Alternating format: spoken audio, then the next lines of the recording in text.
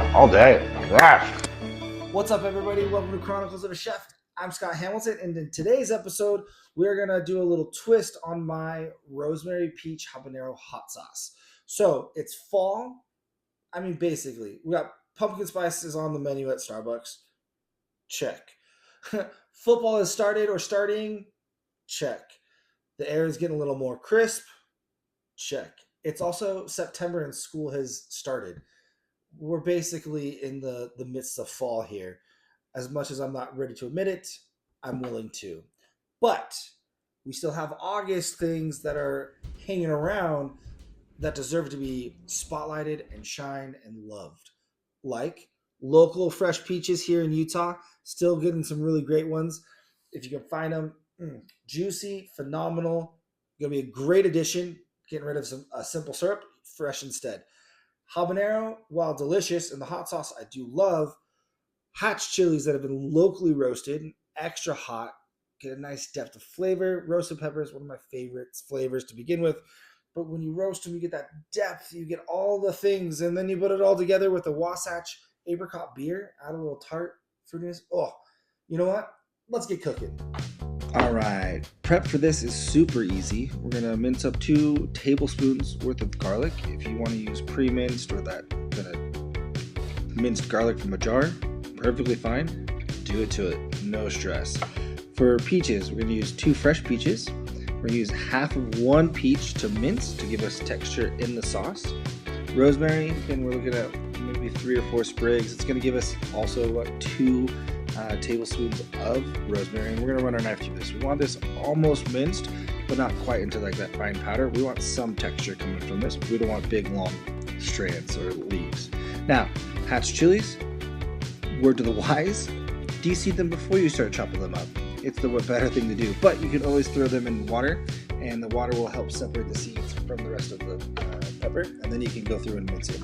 This we want just a little bit smaller than our chopped peach, so that we have multiple layers of texture throughout this whole sauce. Now, for the last 1.5 peaches, we're just going to cut them into some nice wedges, and really that's just so it's easier to blend up. We're going to throw all this in a blender and give it a good little buzz. Some Hatch chilies too, and then our half a cup or so of our Wasatch apricot beer. It turned out to be like a delicious smoothie. I almost would have drank this with a straw. All right, now that our pan's nice and hot, we're going to toss in a little bit of oil, let that heat up, and then add our peaches. Peaches are going in first because we want to give them a little bit of caramelization. We want them to cook and release their flavors into everything else. So we want this at the very start.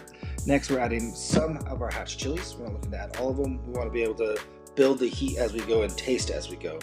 Next is garlic. Now the pan's going to have cooled down a little bit, so we have less of a chance of burning our garlic. We're going to add some honey, and again, we're just looking to kind of sweat out the rest of these ingredients. We're not trying to saute or get a lot of color or anything like that. We're going to season, of course, as we go. Hit it with our rosemary now, some black pepper. Again, just adding different layers of heat. And then we're going to deglaze our pan with some beer, and we're just going to kind of let that reduce and let those flavors really start to come together.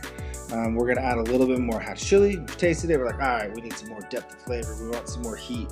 And now our delicious puree. And we're going to go in, and this is the perfect substitute rather than simple syrup. We got lots of sweetness, lots of all those delicious flavors are packed into that puree. And because of that, it's going to help with our consistency of the sauce. Okay, obviously we're going to salt and taste. Needed some more honey. It came to be about 2 tablespoons of honey total in this recipe, which isn't terrible. The honey flavor was very back end, which is great. Now we're going to add some butter after we've kind of let the sauce reduce for a little bit, thicken up, and let all those flavors get to know each other and learn how to play nice. The reason why we add that butter is it's going to give our sauce a great shine to it. It also is going to help make a little bit of an emulsification so that our sauce will stick to things, it'll hold together, but it'll give us this really nice, luxurious, smooth texture to go with those nice chunks of little chewy bits of peppers and peaches in it. So without further ado, let's get to tasting. This Hatch chili rosemary peach sauce is looking phenomenal. Texture wise, consistency. Everything's looking really good. I like the chunks in there. I like that there's chunky peaches and there's chunky Hatch chilies. That makes the rosemary feel less intimidating and less to feel like you need to bite through that. I really like that it's almost like a compote, nice and coating the spoon, so like it'll coat things really well. This is cold right now, but I think when it's warm, it's going to hold that consistency. So like meatballs or little smokies or anything like those kinds of things in a crock pot with this on it, game day deliciousness. Wings just chilling in there, also gonna be delicious. I think that all those things are absolute wins.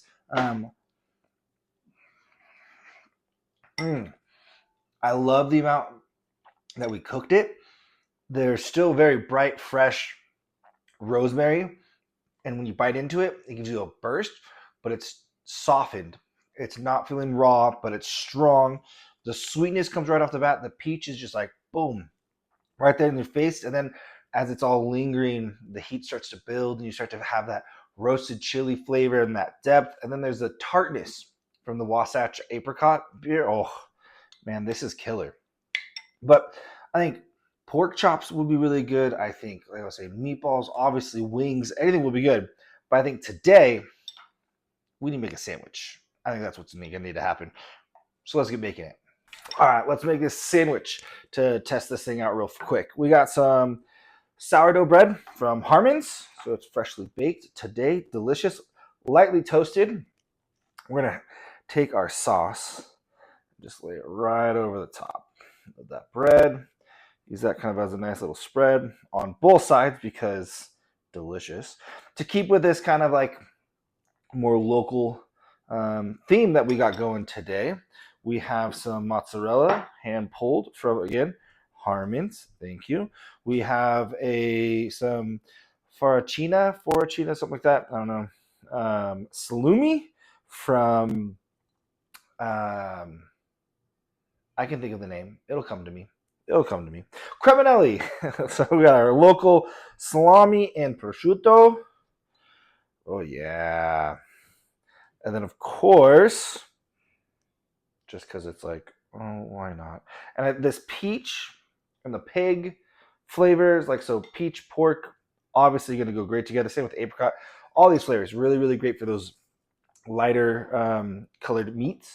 But I'm going to hit the salt on our arugula, a little pepper, and then of course just a light little drizzle of olive oil because we want our arugula lightly dressed for this sandwich.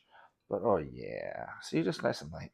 And a little peppery arugula for added freshness and brightness and a little extra heat. That's gonna be delicious. And look at that. Yes. Give this a nice cut. Oh man, this is gonna be good. Oh, would you look at that? Oh my goodness. All right. I'm like, oh, which side do I want to try? Which one? This is the side. Oh, the bread is just, oh, the smells, everything. Oh yeah.